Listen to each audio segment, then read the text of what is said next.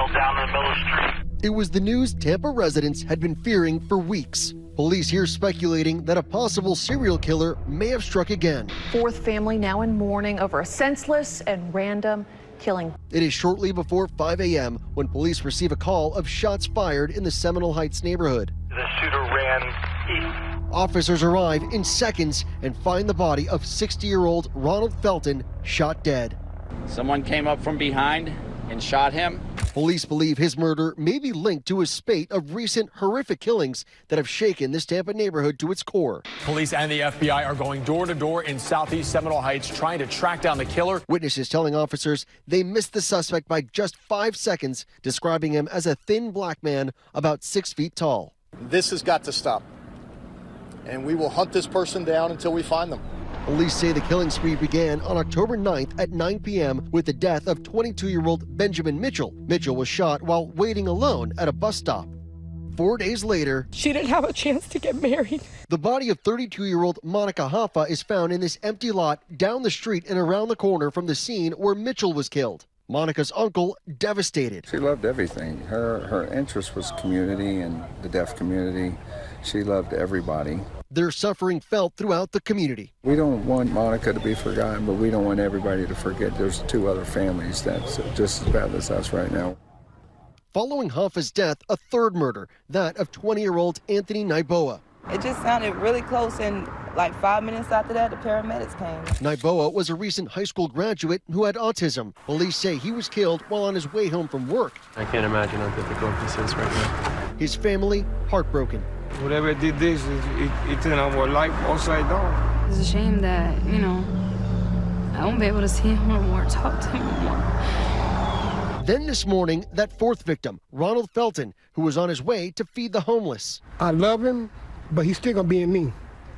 He's gonna be in my heart. Police point to the fact that each victim was gunned down within a half mile of each other. They also say that in each shooting, the victim was alone, but wasn't robbed. Again, I keep urging and I keep stating for past days, please, whoever knows anything, stand up, do not be afraid. Because this has to stop, it really does. We are in the hunting mode. Police have been desperately searching for this person of interest. Here he is walking in the direction of one of the crime scenes, then running away from it.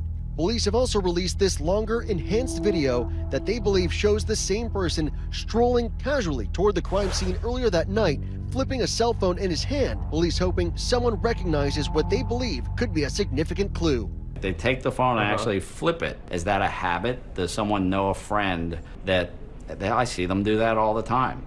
And so anything that may trip somebody's memory and help them recognize that person, that's what we're trying to bring to their attention. Neighbors have been concerned for weeks. Can you just talk about how strange this is for something like this to happen, how unnerving, how scary it is? The first time that anything this terrific has happened. Ron Davis says he won't be caught off guard. I just brought him out of the safe. I mean, now's the time.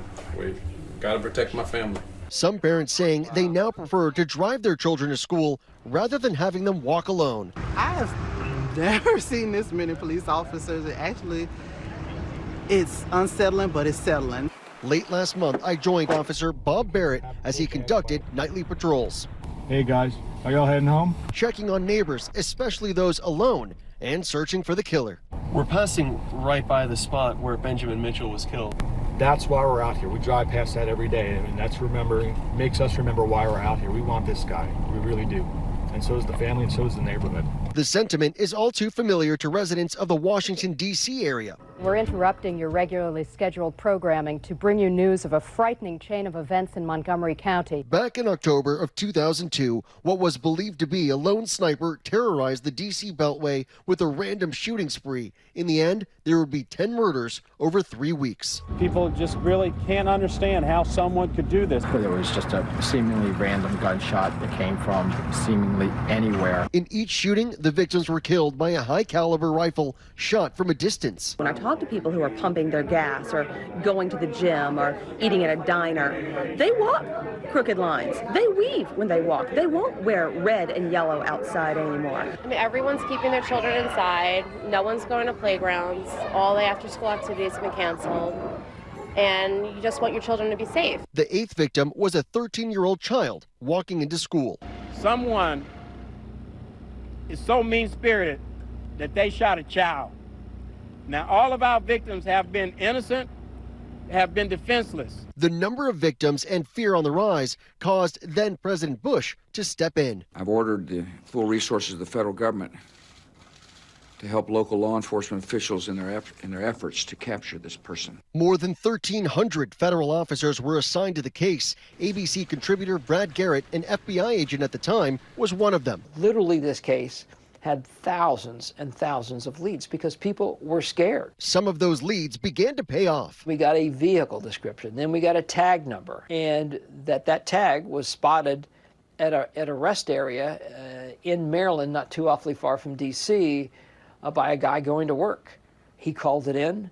The police surrounded the car at some point, pulled them both out, and placed them in the custody. 41-year-old John Allen Muhammad and 17-year-old Lee Boyd Malvo were arrested and charged with the shootings. Garrett interrogated Malvo and got him to confess. I mentioned the movie The Matrix, and his eyes just dropped and immediately connected with mine. It got him to a point where he was willing at least to start talking to us. We got him to walk through a number of the shootings as to what occurred, was he driving, etc. We basically got a pretty decent confession out of him during those 5 or 6 hours. 15 years later, Brad Garrett is hoping Tampa police get a similar break in their case. The terror in the community obviously is going to be similar, and the utter importance it is for the public to continue to feed the police with information to figure out who this guy is, because that's ultimately what caught the D.C. snipers. Back in Florida tonight, police promising to keep their community safe. We need to catch this killer